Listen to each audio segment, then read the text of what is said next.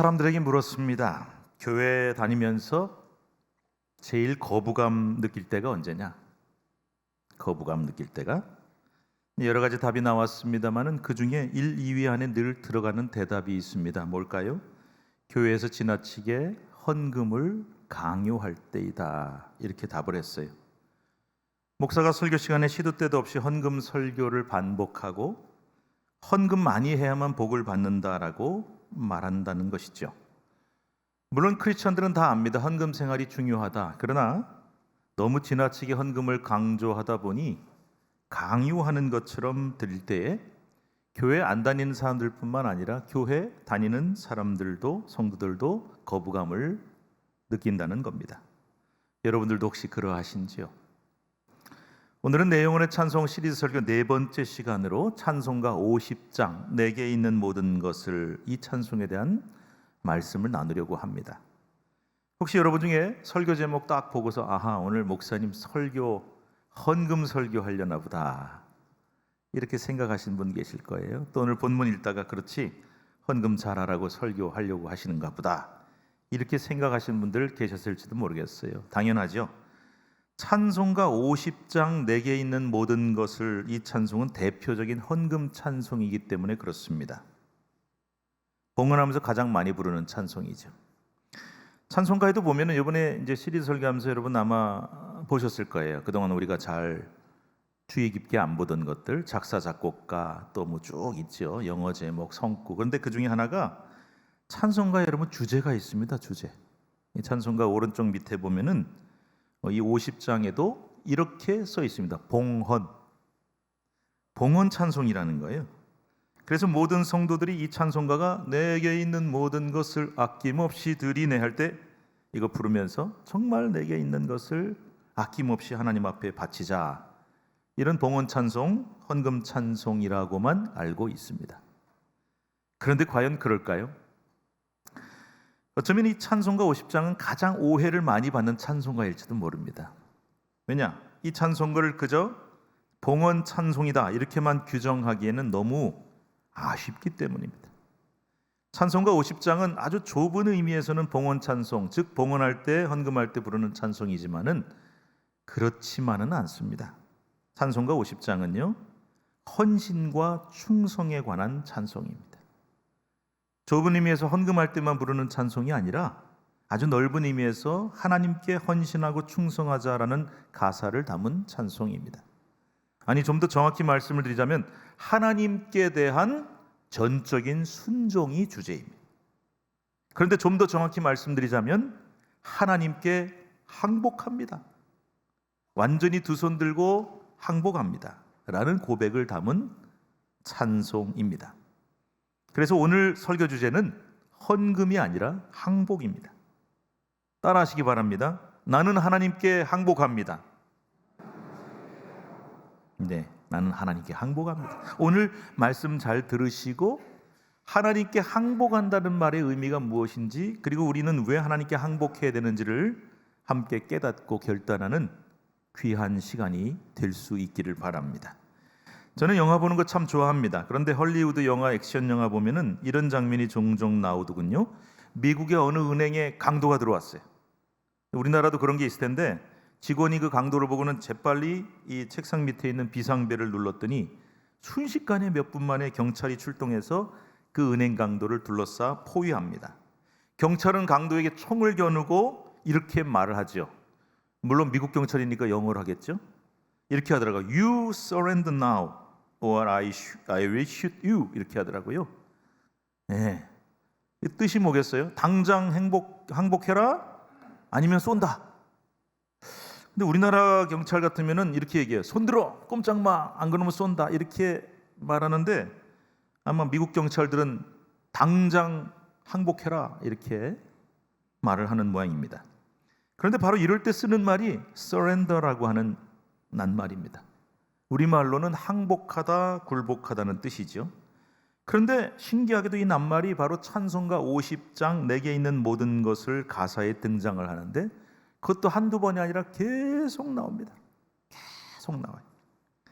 우선 우리말 찬송가를 한번 가사로 한번 볼까요? 1절에 내게 있는 모든 것을 아낌없이 드리네 사랑하고 의지하며 주만 따라 살리라. 2절 내게 있는 모든 것을 겸손하게 드리네 세상 욕심 멀리하니 나를 받아 주소서. 3절입니다. 내게 있는 모든 것을 주를 위해 드리네 주의 성령 충만하게 내게 내려 주소서. 후렴입니다. 주께 드리네 주께 드리네 사랑하는 구주 앞에 모두 드리네 아멘. 여러분 우리말 가사로만 보면 영락없이 이거는 헌금 찬송이 맞아요. 내게 있는 물질을 하나님 앞에 아낌없이 드립니다. 사랑하는 주님을 위해 아낌없이 드립니다. 이런 찬송이죠. 그런데 여러분 이 내게 있는 모든 것을 아낌없이 드리네 할 때 이 드리네가 영어 찬송 가사에는 특이하게도 surrender라고 하는 낱말을 쓰고 있습니다. 이 부분의 영어 찬송 가사는 이렇습니다. All to Jesus I surrender. 이렇게 부르더라고요. All to Jesus I surrender. All to Him I freely give. 그러니까 우리말식으로 바꾸면은 나는 예수님께 모든 것을 바칩니다. 드립니다. 나는 그분께 모든 것을 아낌없이 드립니다. 근데 어느 날 제가 이제 운전하다가 영어로 된 찬송 가사가 이렇게 나오는데 50장이 나오는 거예요. 근데 가사에 surrender라고 하는 낱말이 나온 걸 보고 제가 참 특이하게 생각이 됐어요. 내가 아는 바로는 저가 아는 바로는 왜 주께 드린다 하는데 surrender라고 하는 말을 썼을까? 내가 아는 뜻은 항복한다는 뜻인데 뭘 항복을 해? 이상해. 그래서 집에 와서 영어 사전을 한번 찾아봤죠. 다음은 제가 찾아본 영한 사전 본문 그대로입니다. 이렇게 나와 있습니다. surrender. 발음 나오고 1번, 2번, 3번 뜻이 있어요. 1번이 뭐냐? 내어주다, 넘겨주다, 양도하다, 명도하다. 2번이 뭐냐? 포기하다, 내던지다. 3번이 감정 습관 따위에 빠지다, 항복하다, 굴복하다. 거기 이렇게 표시가 되어 있더군요. surrender라고 하는 말은 굴복하기 전에 막 저항도 하고 막 대들기도 했는데 이제는 항복합니다. 그러면 나는 부저항, 나는 이제 꼼짝 없습니다. 아무 저항도 안 하겠다. 이런 뜻을 갖고 있다는 거예요. 영어 수업 시간 같네요, 그죠? 설교 때 영어 사전까지 찾아서 보여드리는 목사님 저밖에 없을 거예요. 근데 제가 집에 와서 영어 사전을 딱 펴고 찾는 순간에 깜짝 놀랐어요. 왜 놀랐냐? 이 찬송 가사에 나오는 surrender라고 하는 말이 물론 사전에 나온 뜻 중에 1번이 뭡니까? 내어주다, 넘겨주다 이런 뜻도 있어요. 근데 2번처럼 포기하다, 내던지다도 있어요. 근데 3번이 항복하다예요. 그것도 무저항으로 굴복한다는 거예요. 그런 의미를 갖고 있더라는 거죠. 그렇다면 영어 가사를 우리말로 번역할 때 이 surrender라고 하는 낱말을 사전에 1번 뜻으로 한 거죠. 내어주다, 넘겨주다라고 번역해서 그래서 주께 드립니다, 주께 내어드립니다, 주께 바칩니다 이렇게 번역한 거죠. 그런데 여러분 이 surrender라고 하는 낱말은 3번 뜻처럼 항복하다라고 하는 게 맞습니다. 왜 그럴까요? 제가 찬송가 번역한 분들보다 영어를 잘해서 그럴까요? 아니요, 저 영어 그렇게 잘 못합니다. 그 이유가 바로 어디 나오냐? 찬송가 50장을 작사한 분이 있어요. 우리 이번에 배웠잖아요. 늘 그냥 무심코 넘어갔지만 작사 작곡가가 어디 쓰여 있다고요? 제목 밑에 보면은 왼쪽에 자그만 글씨로 작사, 오른쪽에 작곡가가 있어요. 자, 한번 보세요. 누가 작사했다고 돼 있는지. 보시다시피 50장의 작사가는 J.W. 이게 이제 판, 그러니까 네덜란드 사람들의 쓰는 이름인데 이 사람 미국 사람이니까 벤이라고 읽겠죠. 벤 디벤터. 1896년. 이 찬송가는 1896년에 벤 디벤터라고 하는 미국 목사님이 가사를 쓴 찬송가입니다. 그분의 얼굴입니다. 이분은 유명한 부흥사였어요. 작곡가는 누구냐?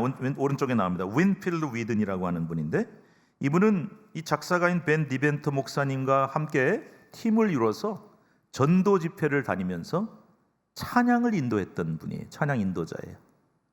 우리나라도 옛날에 부흥회 할 때 집회할 때 큰 천막 쳐놓고요 모여서 막 북치고 장구치고 그리고 했거든요. 미국도 그랬다고. 그래서 큰 천막 쳐놓고 부흥회를 크게 하면 엄청나게 모입니다. 그러면 이분이 나가서 힘차게 찬양하고 찬양 인도하고. 그러니까 오늘 이 50장은 부흥사 목사님이 가사를 쓰고 찬양 사역자가 곡을 쓴 거예요. 그런데 디벤트 목사님이 이 찬송을 쓰게 된 계기가 있습니다. 디벤트 목사님은 목사가 되기 전에 고민이 참 많았다고 해요. 내가 하나님 앞에 전적으로 헌신할 것인지 이 여부를 놓고 깊은 고민을 했노라. 왜냐? 디벤트 목사님은 뛰어난 재능을 하나 가지고 있었거든요. 그게 뭐냐면 굉장한 예술적인 능력이 있는 분이에요. 우리 주변에도 보면은 예술적인 감각이 특별히 뛰어난 분들 있잖아요. 이 디벤트 목사님은 원래 미술교사였고 음악적인 실력도 뛰어났는데 특별히 미술 실력이 굉장히 뛰어나서 누가 봐도 이 사람은 화가로 틀림없이 크게 성공할 사람이다. 그랬던 거예요. 뭐 미술로 돈 뭐 어떻게 보나 그럴지 모르겠지만 저도 깜짝 놀랐어요. 우리나라 유명한 화가들 그린 그림 뭐 수백만 원, 수천만 원 몇 억짜리도 있더라고요. 그런 그림 얼마든지 그려서 그 뛰어난 미술 실력, 그림 실력으로 얼마든지 화가로 성공할 수 있고 돈도 모을 수 있는 그 길을 버려두고 그 어려운 목사의 길을 걷는다는 것이 그게 어디 쉬운 선택이었겠습니까? 제가 신학교 다닐 때도 보면요, 세상에서 정말 잘 나가다가 이거 포기하고 오신 분들이 많이 계셨어요. 여러분, 망해서 신학교 온 게 아니고요, 뭐가 안 돼서 신학교 온 게 아니고 진짜 사업 잘 돼, 막 진짜 그분이 그래, 돈을 막 긁어 모았대. 그런데 그거 딱 내려놓고 신학교 왔어요. 남들 정말 부러워하는 좋은 자리, 대단한 자리 있었는데 그거 딱 내려놓고 포기하고 왔대요. 근데 그게 쉬웠을까요? 말은 쉽지만 그분들이 그래요. 하나님이 부르시는데 정말 많이 대들었고 정말 많이 반항하고 정말 도망도 많이 갔는데 하나님이 나를 떡 붙들어 가지고 끌고 오셨다고. 얼마나 그 과정이 힘들고 고민이 깊었겠습니까? 디벤트 목사님도 그래서 5년 동안을 고민을 했다 그래요. 그래서 디벤트 목사님의 고백이 이런 고백이 있습니다. 제가 한번 읽어 드릴까요? 한동안 나는 예술 분야에서 재능을 개발하는 것과 미술로 이제 돈 많이 벌 수 있는 전업 복음 사역자가 되는 것 사이에서 고군분투했다. 마침내 내 인생의 중요한 순간이 찾아왔고 그 다음에 노란색 글씨로 뭐라고 되어 있습니까? 나는 모든 것을 항복했다. 하나님 앞에 항복하고 내려놨다는 것.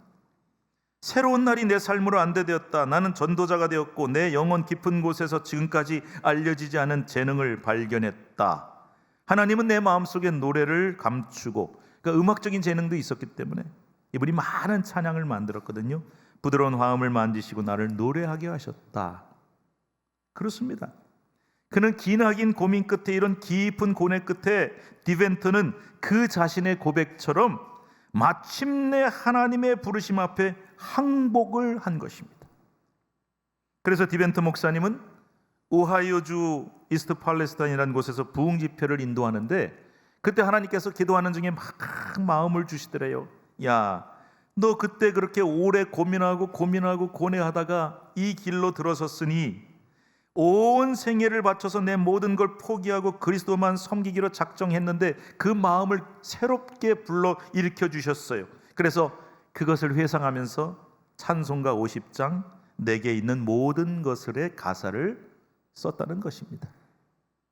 따라서 이 찬송가의 가사는 단순히 내게 있는 모든 것을 아낌없이 드리네 라고 번역할 것이 아니라 원곡 가사처럼 All to Jesus I surrender, 이렇게 번역하는 게 좋을 것 같아요. 나는 예수님께 완전히 항복합니다. 이게 번역이 맞을 거예요. 결국 이 가사처럼 디벤트는 그 목회자의 길로 들어서서 유명한 전도자여 부흥사가 되어 평생을 주를 위해 헌신하였고, 이 찬송의 작곡가인 윈필드 위든이라는 분도 평생을 찬양 사역자로 헌신하면서 디벤트 목사님이 인도하는 집회마다 동행해 찬송을 불렀습니다. 그러다가 그 위든이 세상을 떠난 후에 세워진 그의 묘비에는 잡다한 글씨가 많이 쓰여져 있는 것이 아니라 딱 한 문장의 글귀가 쓰여져 있다고 합니다. I surrender all. 나는 하나님께 완전히 항복했습니다. 작곡가 위든도 자기 생애를 하나님께 완전히 항복하고 온전히 바쳤노라 하고 그의 마지막 남긴 묘비명에서 고백을 하였던 것입니다. 어떻습니까, 여러분? 오늘날 대부분의 교회에서 헌금 찬송으로 애창되고 있는 이 찬송가 50장 내게 있는 모든 것을은 단순히 주님 앞에 물질을 드립니다, 돈을 드립니다라는 뜻이 아니라 내가 이전에 추구하던 모든 세상적인 복락을 포기하고 마음과 목숨과 뜻을 다 바쳐 주님만을 섬기겠습니다. 내 생각 완전히 내 뜻, 내 계획, 내 주장, 내 이익 다 포기하고 주님 앞에 항복해서 내 자신을 온전히 하나님 앞에 드리겠습니다라는 완전한 헌신의 고백이 담겨 있는 찬송인 것이죠. 그런데 이 찬송가 50장이 더 유명해진 배경이 있어요. 여러분, 빌리 그레이엄 목사님 아시죠? 빌리 그레이엄 목사님. 지난 6월 3일에 서울 상합 월드컵 경기장에서 빌리 그레이엄 전도대 50주년 기념대회가 있었습니다. 정확히 50년 전인 1973년 5월 30일부터 6월 3일까지 닷새 동안 서울 여의도 광장에서 열린 빌리 그레이엄 목사 집회가 총 닷새 동안 334만 명이 모였습니다. 이 중에 가신 분들도 계실지 몰라요. 저한테 누가 그러시더라고요. 저도 그때 갔었다고. 이 집회가 한국교회 부흥의 큰 계기가 되었음을 50년 만에 기념했던 것이죠. 이렇게 세계적으로 유명한 부흥사 빌리 그레이엄 목사님이 1930년대 후반에 이 찬송의 작사가인 디벤트 목사님과 함께 공부를 하는데 그에게서 영향을 많이 받았다고 해요. 그래서 1940년대 후반부터 이 빌리 그레이엄 목사가 전 미국과 전 세계를 다니면서 부흥회를 집회하는데 그때 제일 많이 불렀던 찬송가가 바로 그분이 작사한 50장 내게 있는 모든 것을 이었던 것이죠. 그래서 많은 사람에게 알려지게 됐는데 여러분 한번 상상해 보세요. 부흥회를 하는데 집회를 하는데 엄청나게 모였는데 자 봉헌 시간입니다. 찬송가 50장 부르면서 봉헌합시다. 그렇게 했을까요? 아닙니다. 헌신 찬양으로 나는 하나님 앞에 완전히 항복합니다. 나는 온전히 하나님 앞에 굴복하고 내 인생을 주님 앞에 드립니다. 헌신의 찬송으로 이 찬송을 불러서 널리 알려지게 된 것이란 말입니다. 바로 이런 사연으로 나온 찬송가가 50장 내게 있는 모든 것을인데 그렇다면 다시 말씀드리지만 이 찬송은 단순히 봉헌 찬송이 아니라 주님께 대한 완전한 항복과 전적인 헌신을 고백한 찬송이죠. 그래서 이 찬송의 가사는 저는 항복합니다. 무조건 항복입니다. 이제 주님 뜻대로 하시옵소서. 이제 내 일생은 주님의 것이오니 주님 뜻대로 사용하여 주시옵소서 라고 고백하는 찬송인 것입니다. 그렇습니다. 우리 모두는 주님께 항복해야 합니다. 두 손 두 발 다 들고 주님께 무조건 항복하고 굴복하셔야 합니다. 그래서 주님 이제 저를 죽이시든지 살리든지 주님 뜻대로 마음대로 하십시오. 왜냐? 이제 내 생명도 내 가진 모든 것도 내 모든 인생이 다 주님의 것으로 드려졌기 때문입니다 라고 고백해야 하는 것입니다. 제가 아주 좋아하는 또 한 곡의 찬송가가 있어요. 바로 찬송가 280장 천부여 의지 없어서인데 저는 개인적으로 이 찬송을 이렇게 좀 쭉 쳐져서 부르는 거 별로 안 좋아합니다. 전부여 의지 이렇게 부르는 거 별로 안 좋아합니다. 전부여 의지 없어서 손 들고 옵니다. 어떻게 온다고요? 어떻게 와요? 손 들고 옵니다. 주 나를 외면하시면 나 어디 가리까? 예, 저는 이 찬송 부를 때마다 마음이 뜨끔뜨끔해요. 왜 그러냐면은 내가 천부이신 하늘의 아버지이신 하나님 앞에 나아갈 때 고개 빳빳하게 들고 어깨 힘주고 가는 거 아니란 말이에요. 어떻게 가요? 어떻게? 손 들고 옵니다. 저는 이 가사가 항복한다는 말로 저는 느껴져요. 주님 앞에 손 다 들고 두 손 들고 두 발 들고 무조건 항복하고 주님 앞에 나아갑니다. 그래야 여러분 그때로부터 은혜가 시작이 되고요, 그때로부터 하나님의 역사가 시작될 수 있는 것입니다. 아직 내가 내 자아가 팔팔하게 살아있고 시퍼렇게 살아있으면 하나님의 도우심도 없는 것이고 어떤 은혜의 역사도 일어날 수가 없는 것이에요. 왜? 하나님이 우리한테 그러십니다. 너 아직도 그렇게 시퍼렇게 살아있는 거 보니까, 팔팔한 거 보니까 네 힘으로도 충분히 살 수 있을 것 같아. 어디 한번 네 힘으로 살아봐라. 그렇게 하신다는 거예요. 그런데 우리가 하다 안 돼서 내 힘으로 어떻게 해보려고 하는데 안 돼서 도저히 내 힘으로는 더 이상 어떻게 해볼 수 없는 상황이 되었을 때 우리는 두 손 들고 두 발 들고 천부의 의지 없어서 손 들고 옵니다. 주님 저 무조건 항복합니다 하고 나오면 그제야 우리 하나님이 그래 하고 도와주시고 은혜로 역사하기 시작하신다는 것입니다. 오늘날 예수 믿는 성도들 중에 아주 어리석은 짓을 하는 분들이 있어요. 누구냐? 끝까지 항복 안 하는 사람들. 끝까지 자아를 내세우고 고집을 피우고 자존심을 꺾지 않고 내 마음대로 제 뜻대로 살아가겠다고 하는 어리석은 성도들이 있습니다. 한번 따라하시기 바랍니다. 따라는 하시는데 혹시 마음에 안 드실 수도 있어요. 그래도 따라하세요. 힘 빼야 삽니다. 힘 빼야 삽니다. 한 번 더 합시다. 포기해야 삽니다. 한 번 더요. 무조건 항복해야 삽니다. 어떻게 산다고요?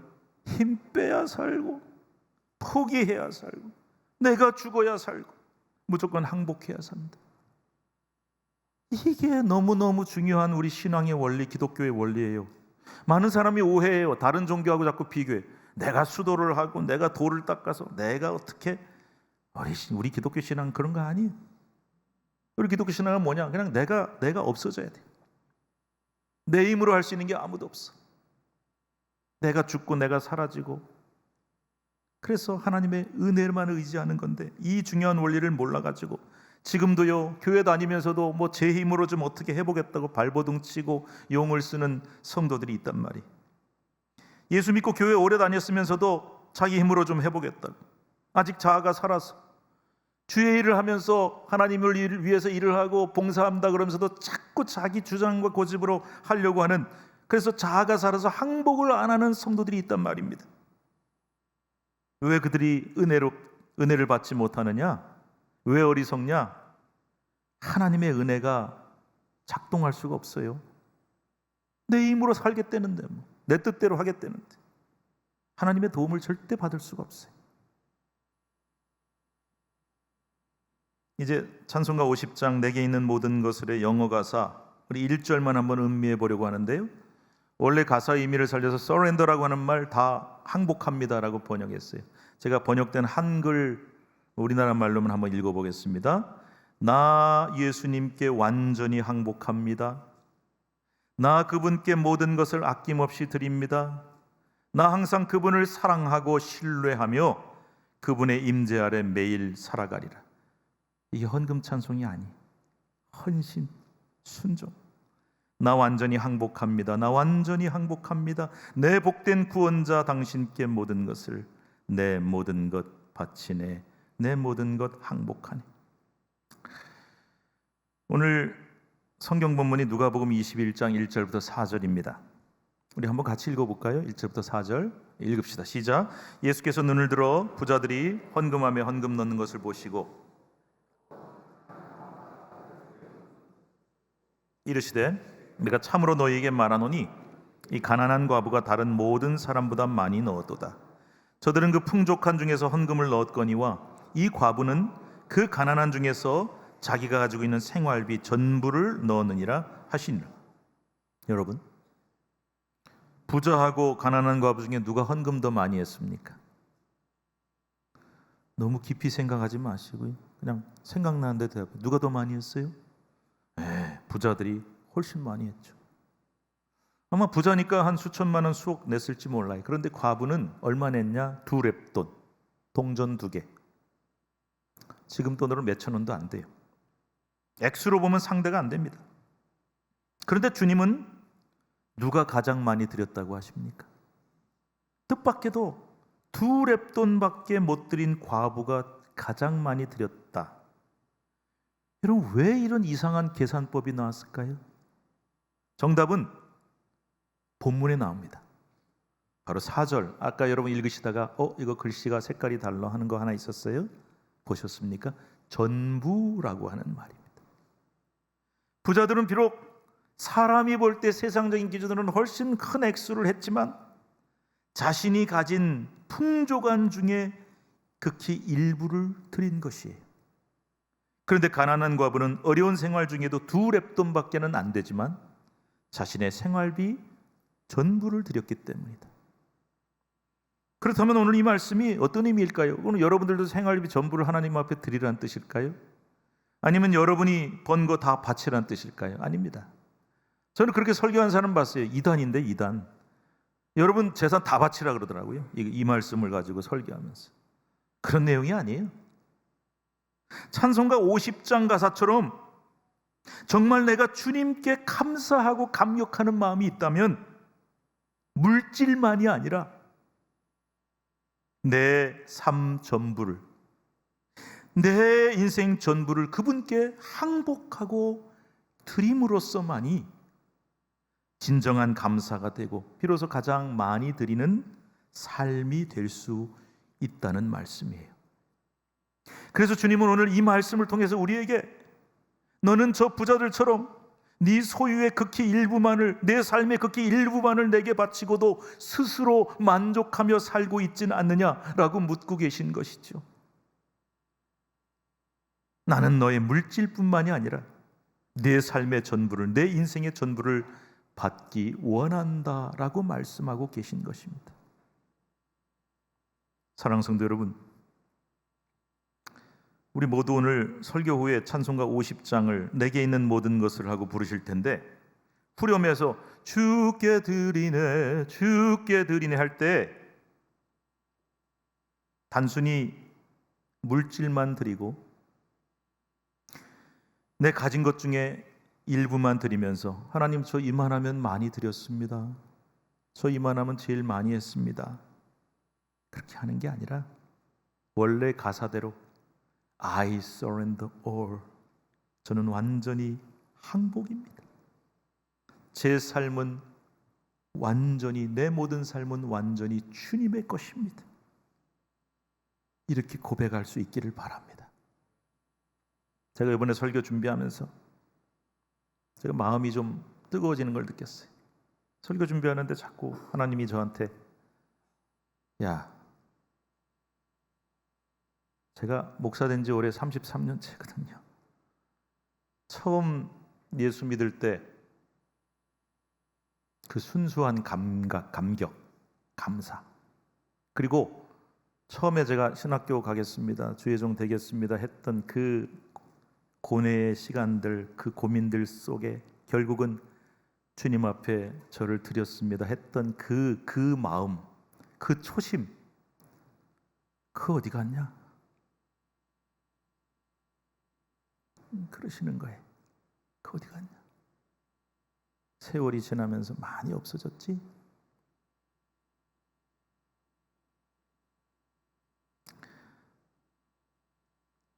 어디 목회자만의 이야기겠습니까? 우리가 처음 예수님 믿을 때 그 감사와 감격, 내가 주님을 위해 헌신하겠노라 결단했던 그 순간의 그 온전한 마음을, 그 초심을 여러분 지금도 가지고 계십니까? 아니면 많이 흐려져 있으십니까? 저는 완전히 주님 앞에 항복했습니다. 제 인생은 주님의 것입니다. 이 고백을 다시 한번 여러분 마음속에 샘솟듯이 일으킬 수 있는 저와 여러분이 될 수 있기를 간절히 바랍니다. 기도합시다. 내게 있는 모든 것을 아낌없이 드리네.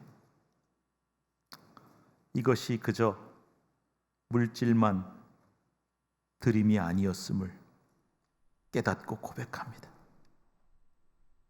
인생의 가장 중요한 결단의 순간에 고뇌하면서 주님 앞에 다 내려놓고 포기하고 항복하고 내 자아도, 내 이익도, 내 고집도, 내 모습도 다 내려놓고 주님께 드린다고 고백했던 이 마음, 그 초심을 오늘 이 말씀을 통해 저에게도 회복시켜 주시고 우리 성도들의 마음에도 회복하여 주셔서 우리 모두가 주님 앞에 두 손 들고 항복하며 나오게 하시고 주님 앞에 온전히 내 삶이 드려질 수 있도록 도와주시옵소서. 예수님의 이름으로 기도드리옵나이다. 아멘.